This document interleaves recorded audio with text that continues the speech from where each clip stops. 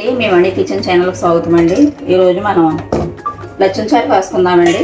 ఆషాఢంలో లచ్చించారు కాసుకుంటాం కదా, అందులో కావాల్సిన పదార్థాలు 4 బెండకాయలు, 1 ములక్కాయ, 10 పచ్చిమిరపకాయలు ఎక్కువ వేసుకోవాలండి. 1 ఉల్లిపాయ ఇలా పెద్ద ముక్కలు కోసుకున్నాం. కొంచెం ఇలాగా మునగాకు సిగిర్లు వేసుకుందాం. కొంచెం కొత్తిమీర. చూడండి ఇవన్నీ వేసి ఒక దాంట్లో ఉడకబెట్టేసుకుందాం మనం.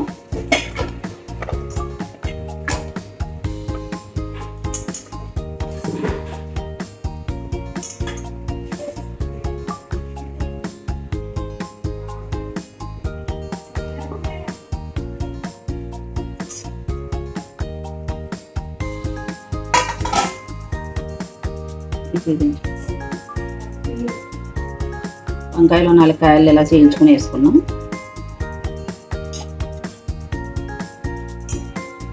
నీళ్ళు పోసి ముందుగా ఉడికించేసుకుందాం. ముక్కలు ఎక్కువ ఉంటే బాగుంటుంది లచ్చించారులోకి. బాగా ఉడికించేసుకున్నాం.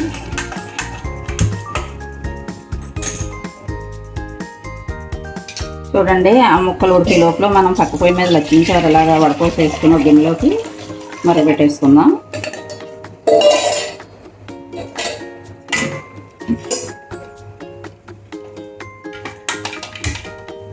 ఇలా పెట్టుకుని కొంచెం పసుపు వద్ద వేసుకోండి. ఇందులో పసుపు వద్ద పడితే కొంచెం కల్లుప్పు వేసుకోండి. ఇలా మునగాకు సిగిర్లు ఉన్నాయి కదా, మునగాకు సిగిర్లు ఇలా అనేసి ఇలా నలిపేసి ఇలా వేసేసుకోండి. కొంచెం కొత్తిమీర, కొంచెం కరివేపాకు ఇలా వేసి ఆ ముక్కలు ఉడికే లోపల ఇది బాగా మరగాలి. బాగా మరిగితేనే టేస్ట్ వస్తుంది. బాగా మరగనిచ్చుకుందాం.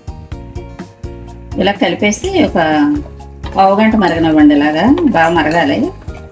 తర్వాత మళ్ళీ చూపించాలి మీకు. పోపు తర్వాత వేసుకోవాలి.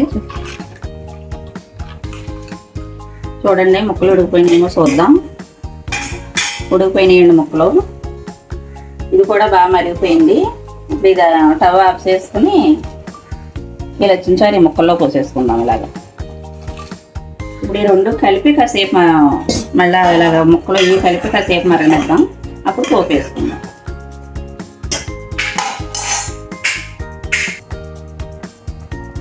చూడండి మరిగిపోయింది. ఇప్పుడు టవ్ ఆఫ్ చేసుకుందాం. ఇది పక్కకి దింపేసుకుందాం. అందులో పోపు వేసుకుందామండి.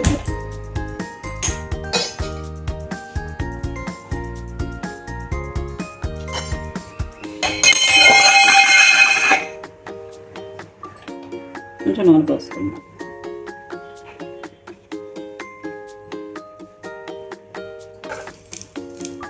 ఎల్లుల్లిపాయలు వేసేసుకున్నాం.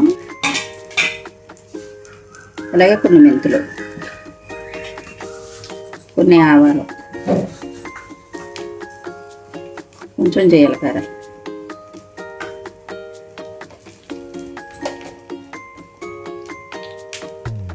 మిరపకాయలు వేసేసుకున్నాం.